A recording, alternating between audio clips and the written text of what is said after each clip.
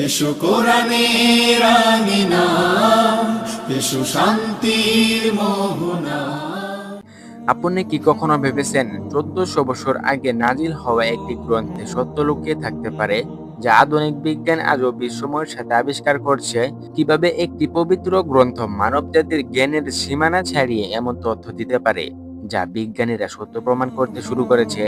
আজকের এই ভিডিওতে আমরা কোরআনের বিস্ময়কর 6টি বৈজ্ঞানিক সত্য নিয়ে আলোচনা করব, যা আপনার মনকে প্রশ্নবিদ্ধ করবে এবং হৃদয়কে ঈমানে ভরিয়ে দেবে। তাই শেষ পর্যন্ত আমাদের সাথেই থাকুন।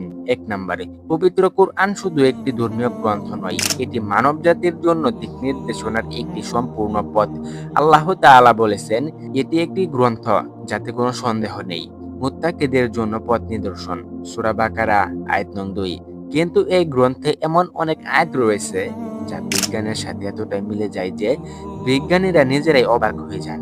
তখনকার সময়ে যখন মানুষের কাছে টেলিস্কোপ, মাইক্রোস্কোপ বা উন্নতি প্রযুক্তির যন্ত্রপাতি ছিল না, তখন কিভাবে কোরআন এমন সুনির্দিষ্ট তথ্য দিয়েছে? আসুন কয়েকটি ধাপে উদাহরণস্বরূপ দেখি।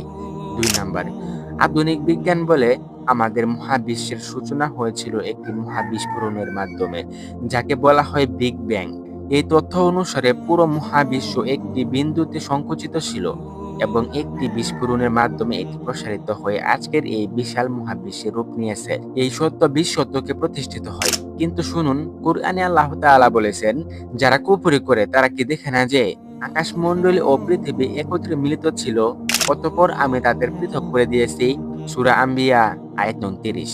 এই আয়াতে একত্রে মিলিত কথাটি আরবিতে রাতকান শব্দ দ্বারা বোঝানো হয়েছে, যার অর্থ একটি এক সত্তা। আর পৃথক করে দিয়েছি শব্দটি ফাতাকনা দ্বারা বোঝানো হয়েছে, যা বিচ্ছেদ বা বিস্ফোরণের ইঙ্গিত দেয়। এটি কি বিগ ব্যাং সত্যের সাথে অবিশ্বাস্যভাবে মিলে যায় না? 1400 বছর আগে যখন মানুষ এমন কিছু কল্পনাও করতে পারে না, তখন কোরআন কিভাবে এত সুনির্দিষ্টভাবে এই সত্য বর্ণনা করলো? 3 নাম্বার, আধুনিক জ্যোতির্বিজ্ঞানীরা আবিষ্কার করেছেন যে মহাবিশ্ব ক্রমাগত প্রসারিত হচ্ছে। এডউইন হাবলের গবেষণার মাধ্যমে 1929 সালে এই তথ্য প্রমাণিত হয়। কিন্তু কোরআনে এই সত্যটি অনেক আগে উল্লেখ করা হয়েছে। আল্লাহ তাআলা বলেন, আমি আকাশকে নিজ হাতে তৈরি করেছি এবং আমি তাকে প্রসারিত করেছি। সূরা জারিয়াত আয়াত নং 47। এখানে প্রসারিত করেছি শব্দটি আরবিতে মুসিউন ব্যবহৃত হয়েছে, যার অর্থ ক্রমাগত প্রসারণ। এই আয়াতটি সরাসরি মহাবিশ্বের প্রসারণের বৈজ্ঞানিক সত্যের সাথে মিলে যায়। এটি কি বিস্ময়কর নয় যে এত শতাব্দী আগে কোরআন একটি সত্য বর্ণনা করেছে যা বিজ্ঞানীরা আজ আবিষ্কার করেছেন? 4 নাম্বার, এবার আসুন মানব গ্রহণের সৃষ্টির দিকে। আধুনিক গ্রহণবিদ্যা আমাদের বলে যে মানুষের সৃষ্টি জরায়ুতে ধাপে ধাপে সম্পূর্ণ হয়, কিন্তু কোরআনে এই বিষয়টি অত্যন্ত সুনির্দিষ্টভাবে বর্ণনা করা হয়েছে। আল্লাহ তাআলা বলেন, আমি মানুষকে সৃষ্টি করেছি মাটির সারাংশ থেকে, অতঃপর তাকে শুক্রবিন্দু হিসেবে একটি নিরাপদ আধারে রেখেছি। তারপর শুক্রবিন্দুকে জমাট রক্তে পরিণত করেছি। তারপর জমাট রক্তকে মাংসপিণ্ডীতে পরিণত করেছি। তারপর মাংসপিণ্ডীকে হাড়ে পরিণত করেছি। তারপর হাড়কে মাংস দ্বারা আবৃত করেছি।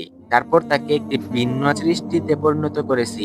সূরা মুমিনুন আয়াত 12 থেকে 14। এই আয়াতে ভ্রূণের বিকাশের ধাপগুলো এত নিখুঁতভাবে বর্ণনা করা হয়েছে যে আধুনিক ভ্রূণবিজ্ঞানের সাথে এটি পুরোপুরি মিলে যায়। প্রখ্যাত ভ্রূণবিজ্ঞানী ডক্টর কিথ মুর তার বই দ্য ডেভেলপিং হিউম্যান এ বলেছেন, কোরআনের এই বর্ণনা আধুনিক বিজ্ঞানের সাথে এতটাই মিলে যায় যে এটি অবিশ্বাস্য। তিনি বলেন, এটি কোনো মানুষের পক্ষে তখনকার সময়ে জানা সম্ভব ছিল না। 5 নাম্বার, আধুনিক সমুদ্র বিজ্ঞান আমাদের বলে যে সমুদ্রের গভীরে এমন স্তর রয়েছে যেখানে আলো পৌঁছায় না। এই অন্ধকার স্তরের চাপ এত বেশি যে জীবন বেঁচে থাকাটাই কঠিন। কিন্তু কোরআনে এই বিষয়টি বর্ণনা করা হয়েছে, অথবা তারা যেন গভীর সমুদ্রের অন্ধকারে রয়েছে, যাকে ঢেকে রেখেছে ঢেউয়ের উপর ঢেউ, তার উপরে রয়েছে মেঘ, অন্ধকারের উপর অন্ধকার। সূরা নূর আয়াত নং 40। এই আয়াতে সমুদ্রের গভীর স্তরের অন্ধকার এবং ঢেউয়ের উপরে ঢেউয়ের বর্ণনা সামুদ্রিক বিজ্ঞানের সাথে পুরোপুরি মিলে যায়। এমনকি সমুদ্রের অভ্যন্তরীণ ঢেউ ইন্টারনাল ওয়েভস নিয়েও কোরআন ইঙ্গিত দিয়েছে, যা বিজ্ঞানীরা সাম্প্রতিক সময়ে আবিষ্কার করেছেন।